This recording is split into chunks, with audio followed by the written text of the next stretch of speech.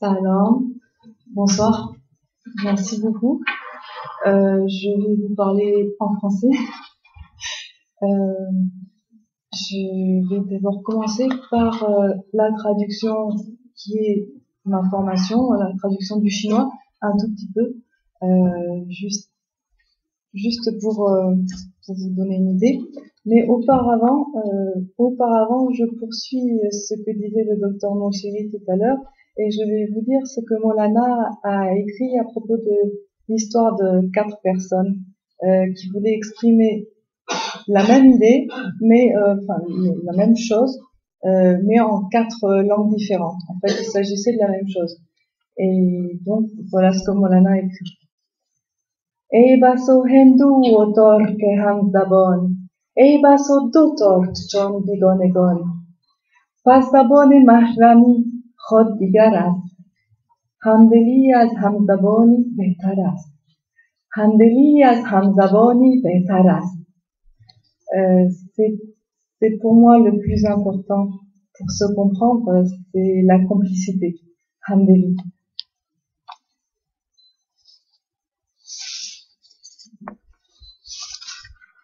Alors, l'entrée en matière vers la traduction du chinois vers le français ou vers l'italien, ou le contraire, j'ai commencé par des travaux très difficiles. J'ai été assermentée tout de suite. Ça a été difficile psychologiquement, avec des gens qui avaient des problèmes. Tout le temps, c'était des Chinois qui étaient appréhendés par la police et qu'il fallait aider au moins par des sentiments. Donc c'était une traduction qui était évidemment exactement ce qui était demandé, mais qui comportait beaucoup de sentiments. Ça a commencé par les sentiments. Ensuite, au niveau technique, j'ai fait beaucoup de traductions techniques. C'était des gros morceaux, par exemple le grand livre de la peinture européenne pour le musée du Louvre. Je l'ai traduit en chinois avec une autre personne. Donc là, c'est ma première collaboration. J'aime beaucoup la collaboration dans la traduction lorsqu'il s'agit de choses autres que techniques, parce que on ajoute 2 cerveaux, 2 cultures, 2 caractères, et ainsi, à mon sens, on peut avoir quelque chose qui correspond à ce que demandent les deux, quelque chose de réussi. Ensuite, la traduction, ça développe un côté, à mon sens aussi, un côté créatif. J'aime beaucoup. Et ainsi, j'ai utilisé le chinois pour pouvoir, et la traduction du chinois, pour en arriver à un niveau assez profond, pour pouvoir créer. Donc, l'écriture de paroles. Donc, j'ai commencé mes premières paroles de chansons chinoises. Il y a 15 ans, j'ai commencé à écrire. Et la création de marques aussi. En fait, pour traduire une marque européenne, occidentale, vers le chinois, on ne traduit pas. Ça ne peut pas être une traduction simple, parce que le chinois, c'est une toute autre mentalité. Et donc, en traduisant vers le chinois, on ne traduit pas, on recrée cette marque. Alors, soit par le métier dont il s'agit, soit par l'aspect de l'objet, soit par le symbole, le logo qui lui va bien. Ainsi, pour le chinois, la traduction devient quelque chose de très très créatif et amène à la création plus qu'à quelque chose comme a dit Madame Anvar, quelque chose de très robotique. Je n'y crois pas beaucoup à cette traduction-là. En tout cas, je ne l'aime pas. Et donc la créativité littéraire, dans mon cas, c'est venu avec la traduction et l'écriture de paroles. Et en chinois, bon là on n'est plus dans la traduction, mais je vais y revenir à la fin avec quelque chose qui concerne le persan aussi. Et on verra que ça peut être aussi de la traduction. Et aussi, pour la partie littéraire, j'ai écrit un livre assez récemment en français et en même temps en chinois. C'est-à-dire qu'un soir, j'écrivais dans l'une des 2 langues, et le soir suivant, je relisais ce que j'avais mis, et je recréais, ça menait à une nouvelle création. Je recréais mon texte je ne prenais pas exactement les mêmes mots, mais ça correspondait à quelque chose qui était plus naturel dans la langue source. Alors le persan. L'arrivée du persan dans ma vie personnelle, suite à un événement et une longue convalescence, je me suis passionnée pour Maulana, pour Hafez ensuite, et tout ça m'a amené vers des voyages vers l'Iran, beaucoup de voyages, des amitiés très profondes et une passion pour le persan, même si c'est récent. Le persan pour moi c'est quelque chose de très fort. Il y a un lien très fort avec cette langue, ce pays et les Iraniens. La collaboration. Merci.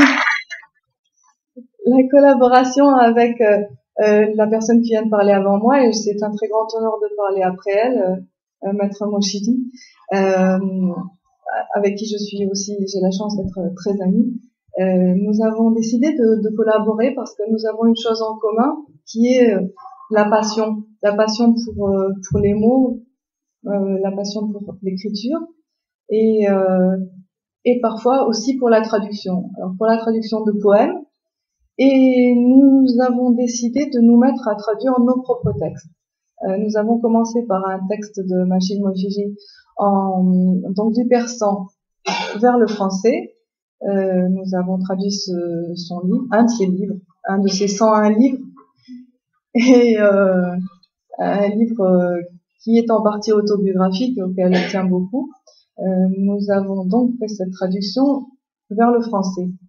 Et puis là, très très récemment, juste avant mon départ pour l'Iran, nous avons terminé la traduction d'un livre que je viens d'écrire en français. Nous l'avons traduit vers le persan.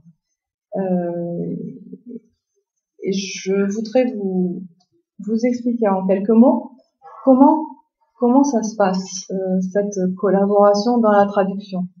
Alors, au contraire de ce qu'on pourrait imaginer, on ne se gêne pas du tout. Au contraire, nous apportons l'une à l'autre, nous nous nourrissons l'une et l'autre de la culture réciproque. Et ça amène à un résultat. À chaque fin de séance, nous relisons et nous sommes contents du résultat. Nous sommes contents du résultat parce que dans les deux langues, dans les deux cultures, nous approuvons. Et s'il y a un moindre problème, nous en parlons et nous pouvons en parler très longtemps. Et donc avant tout, il y a évidemment ce respect, cette amitié et cette passion pour les mots. Je crois que c'est très important. Alors nos séances, ça demande une très grande concentration, mais nos séances sont ponctuées de pauses aussi. Des pauses variées qui concernent parfois la poésie, ça peut concerner la musique. Par exemple, Machid me présente une chanson de Paris Zanguenet, Miram Beramkou,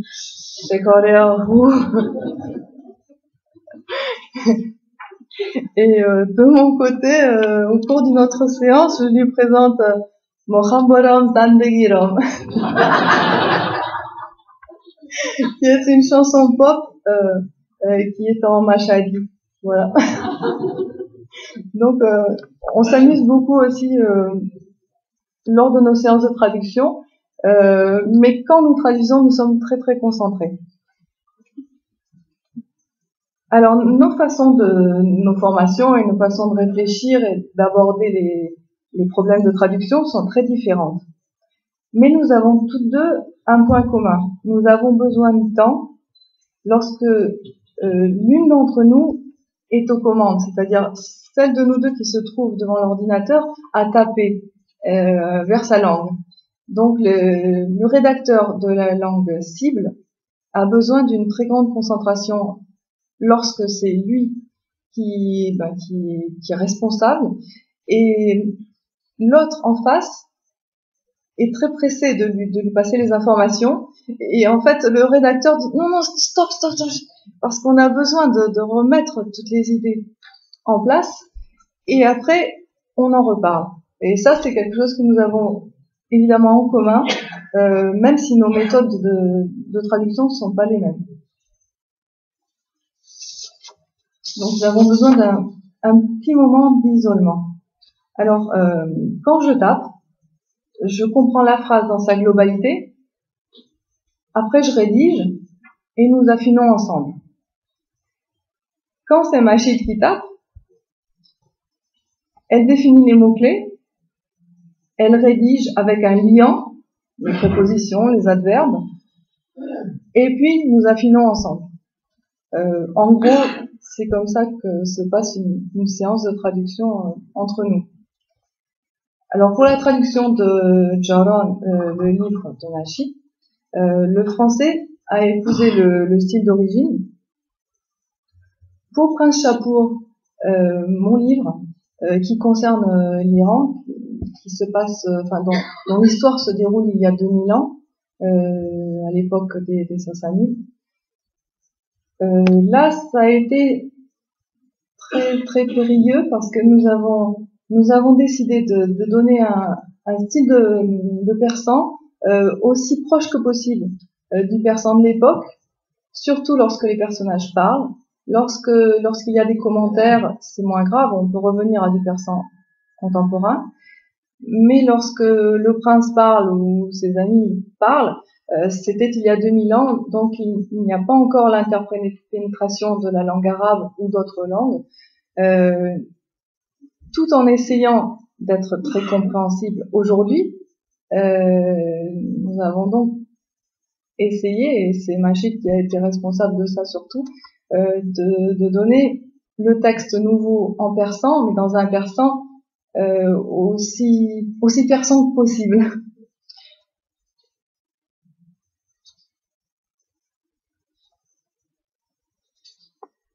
Alors, voilà un exemple de discussion que nous avons en cours de séance. Par exemple, Shirin. Il y a un prince chinois qui rencontre Shirin, qui tombe amoureux d'elle et qui discute avec elle par le biais d'un traducteur. Et il lui explique, il dit mon prénom, ça veut dire ça. Et toi, moi c'est Shirin. Et qu'est-ce que ça veut dire Shirin? Alors en français, bon, c'était facile parce que c'est pas un prénom en français. Donc on dit sa signification c'est sucré, c'est tout. C'est facile. Mais en persan, que dire? Shirin, c'est Shirin. On pouvait pas le dire. Donc qu'est-ce qu'on va dire? Alors après réflexion, Machid a proposé Shekarin. Mais seulement moi j'ai pensé à Soukel en algérien que je connais un peu, et je lui ai dit mais non, Shekar c'est un mot arabe donc on peut pas l'utiliser, et là évidemment je suis tombée sur le maître parce que Machid m'a dit mais non c'est venu, alors ce mot vient du sanskrit, c'est arrivé au persan, puis ensuite c'est venu chez les Arabes, et en Europe ça a donné sugar ou zucchero ou sucre ici, et c'est donc le cheminement d'un mot à travers le monde. Voilà le genre de discussion que nous avions à chaque séance, c'était très très animé.